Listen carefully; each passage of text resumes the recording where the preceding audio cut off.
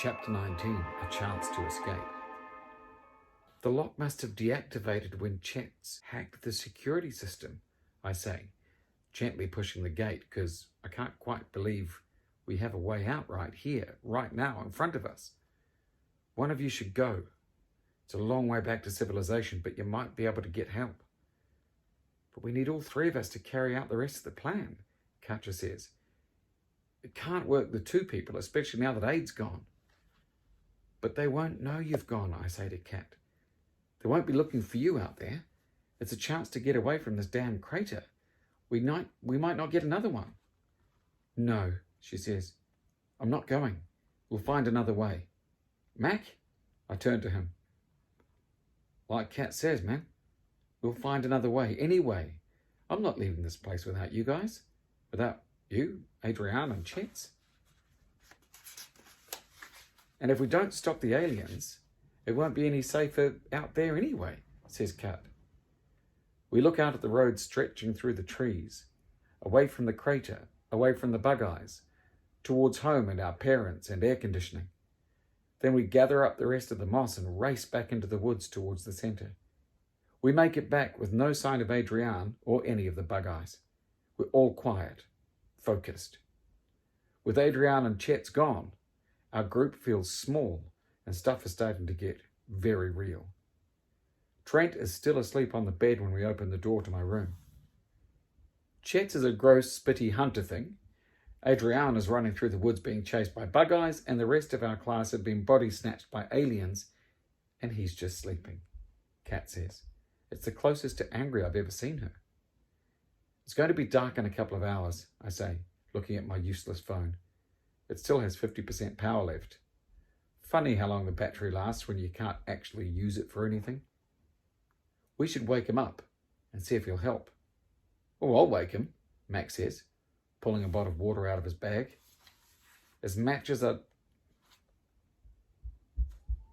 I'll wake him, Mac says, pulling a bottle of water out of his bag. As much as I'd like to throw a whole flipping bucket of water over Trent, now just isn't the time. Gently, Mac. We can't have him shouting out. Spoil sport, he says, and he walks over to the bed. So what now? Asks Katja. Well, we need to test this moss, see if the tardigrades have any effect on the bug eyes. I've thought about this, and there's something I want to try. It's not the most sensible plan I've ever had, though. Actually, it's possibly the most stupid, dangerous plan I've ever had, but I want to try. We're going to trap a bug eye and run some experiments. But what about the pheromones? Mac sits down on the floor with us, leaving Trent to whine in the corner about how rude we are to make him up. If we enclose the bug eye immediately, before he gets a chance to sound the alarm, we should be able to stop the pheromones from reaching the other aliens, I say. You're calling the bug eye him? Kat says. You've already decided who we're going after, haven't you? Yeah. We're going to get Chet's, and we're going to make him human again. You're mental, Trent says. If you're crazy enough to try and abduct an alien, you should at least go for one of those stupid worker ones. But strategically, it could be a good call, I say. We'd be taking one of the hunters out of the mix. You're mental, Trent says. If you're crazy enough to try and abduct an alien, you should at least go for one of the stupid worker ones. Yeah, but strategically it could be a good call, I say. We'd be taking one of the hunters out of the mix, which is going to be a massive help when we instigate the end game. Chet's is the smallest, and he hasn't been turned for as long as the others, so he might have less sporiness about him. Also, he's our best mate, jerkface, Mac says, looking at Trent in disgust. If there's any chance we can turn him back, then obviously we're going to try. And how are you going to turn him back? Trent snorts. Expelliarmus? No, with this moss, says Kat, holding open her backpack for him to see. We think there are tiny creatures called water bears living in it, and they will eat the alien virus. Where's Adrian? He says, looking around like he's just noticed she's not there, which is typical Trent, because he's so self-obsessed. She led the bug eyes away from the gate so we could collect the moss, Mac says. Why are there bug eyes at the gate? Surely they know we're not going to be able to climb over, Trent says. And there's all that thorny wire at the top of them. Nobody's getting out that way. The gates are open, says Kat. What do you mean the gates are open? As in the gates aren't locked. So they're guarding them instead. Hang on, Trent says. Are you saying that you were at the gates were open, the guards were gone, and you didn't try to escape? There are more important things, I say. We're not leaving anyone behind. I always knew you were a bunch of weirdos, but this is a new level of idiotness. Trent tucks into a chocolate bar and laughs to himself. We turn away and ignore him. So how do we get to Chet's? Kat says. From the security room window, Katja, Big Mac and I have a good view across the lawn to the lake. Pretty much all the bug eyes are out there, disappearing into the tunnel they're digging to channel the water from the lake, or operating the generator and the pump. The lake is visibly shrinking now. We need to hurry. The hunters seem to have given up combing the woodland for us. Instead, they're circling the site, looking into the trees, alert for any signs of life. It's like they know that once the lake has been drained, the spores will catch up with us, so they're focusing all their efforts on the main act. Lucky for us, Digger, Hosh, and Chet's are separate, spaced out around the circumference of the lake. I could be imagining it, or my eyes might have gone nuts due to lack of sleep, but they look different to me, especially Digger. He was big before, but it's like he's grown taller and broader, and he's slightly hunched over, like there's something up with his neck. He's too far away to see properly. So I put it out of my mind and laser my thoughts onto our plan. All we have to do is draw Chet's away without raising the alarm. Easy, right? Yeah, right. We make our way as stealthily as we can into the trees and through the woods to the area Chet's is guarding. We take our positions. Adrian still hasn't returned, and Trent refused to help with our, quote, suicide mission, so it's just the three of us. But hopefully that's all we need. Mac, who apparently is an expert in imitating bird noises, makes a low whistling sound. It sounds strange in the silence of the woods. The only wildlife we've heard since we got here has been the insects. All the other birds and animals have seemed to have cleared out. Chet's head jerks up and he scans the tree line. Mac whistles again. Chet moves towards the tree where Mac is hiding. This is Kat's signal to move. As he stalks closer to Mac's tree, a light thud comes from another tree further in. Kat has played her move perfectly, throwing a rock against a rotten trunk. Nothing too loud, but enough to lure Chet's away from Mac's hiding place. When Chet's reaches the tree, he finds a sweet wrapper, and not just any sweet wrapper, a green striped one, which he knows is my favorite. We gradually move him through the trees, leaving a trail of noises and clues, Hansel and Gretel style.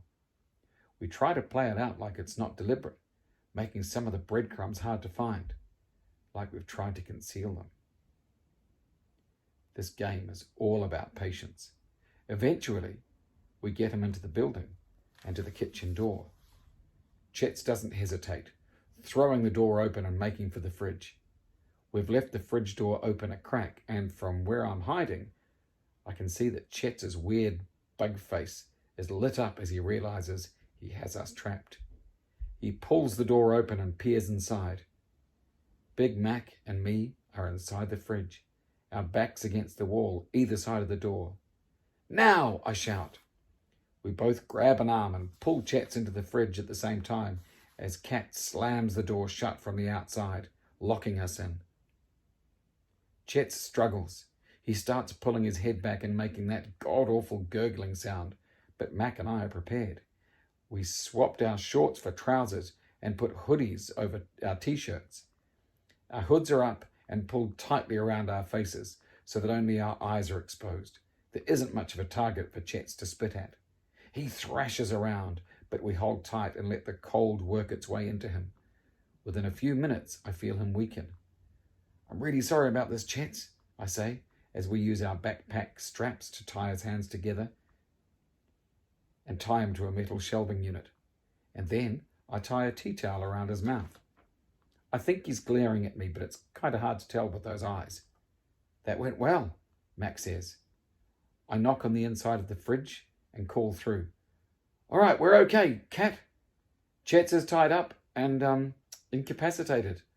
Keep a lookout and we'll holler when we're ready. Well done, guys, she calls back. Oh, and say hi to Chet's for me. Coucher says hi, I say, turning to Chet's. He makes a noise in his throat that sounds somewhere between a growl and I'm going to kill you in the face. Chet says hi back, I call. Let's get started, Mac says, looking like he's thinking what I'm thinking. This bit is not going to be fun. Okay, you're stronger, I say. You hold him and I'll... Yeah, you know. Chet looks from me to Mac and back again. I think he's scared, which, to be fair, he should be, because we're basically about to torture him. Mac steps behind him and grabs Chet's head. Chet fights, tries to wiggle out of Mac's grasp, but we don't call him Big Mac for nothing. He's strong, so much stronger than Chet's, and Chet's extra super alien powers are being counterbalanced by the cold. I rip the tea towel from Chet's face, and before he can speak or spit, I ram a handful of moss into his mouth. I do it fast, so I don't have to see those black pincers, and then I tie the towel back. So sorry, Chet's. He chokes and he splutters. I think for a moment that we might have to take the gag off and perform the Heimlich maneuver. Just swallow, I say. It'll be much better if you just swallow. I look at Mac and can see he's struggling with this too. I'm glad Kat's not in here. She wouldn't be able to handle it. She gets tears in her eyes when she accidentally steps on a snail. Chet swallows and retches like he's going to be sick, then stops. He slumps to the ground, not asleep, but in a kind of daze. Oh, this is the worst thing I've ever done, I say. Same, mate. Mac pulls his hood down. Even though the fridge is super cold, he's sweating. I realise I am too. What next? Well, I guess we just wait. We sit in silence, keeping watch over Chet's. Neither of us says this, but I know that we're both terrified that we've killed him or something. Maybe the moss is poisonous to humans. Maybe once someone's bugged out, there's no going back. Now that he's still, I can look at him more closely, and I realise that the changes I thought I saw from a distance are real. Chet's is taller. Not a lot, but enough for it to be noticeable. And obviously there's the whole eye thing, but there's also something odd about his skin. It's kind of started to flake and peel, and I don't think it's sunburn. He suddenly twitches, taking us by surprise. I think he's going to attack us, but it's as if he doesn't know we're there. He writhes around like his whole body's unbearably itchy and he can't scratch it away. And then he starts to choke. Get that towel off, I say, and me and Mac work together to loosen the knot, pull it away from his face and tip him forward. Chet's is still choking and his face is turning a funny colour. And not funny in a good way or a waspy way, funny in a close to death way. Mac thumps him hard on the back and something flies out of his mouth and pings off the wall on the other side of the room. That didn't look like a spitball, Mac says. I run over to the wall and I crouch down to examine the missile. It's one of his mouth pincers, I say. Is that a good thing? Mac asks. Well, it's either a good thing or he's about to die, I say, and panic rushes through my body. Chet's, I shake him gently. Snap out of it, buddy. Talk to me. Check his eyes out. Look at his eyes. Mac's jiggling around with excitement. The dark centres of Chet's eyes are lightening from metallic black to a deep brown. The angry yellow rings are fading. Chet's? Are you back? I say, feeling that pinch inside my nose that means I might start crying. Lance? Chet says, finally focusing his eyes on me. The sight of those chocolate brown eyes looking at me is too much, and a tear leaks from my eye. It's been ages. What's happening? Kat yells through the door. Hey, Katja, Chet calls. Basically, I ate some magic moss and it made me feel a bit weird, but the good news is that I don't think I'm a spalling anymore. Yay, Kat calls. Can I open the door then? I think it's safe, I say, and I can't stop smiling.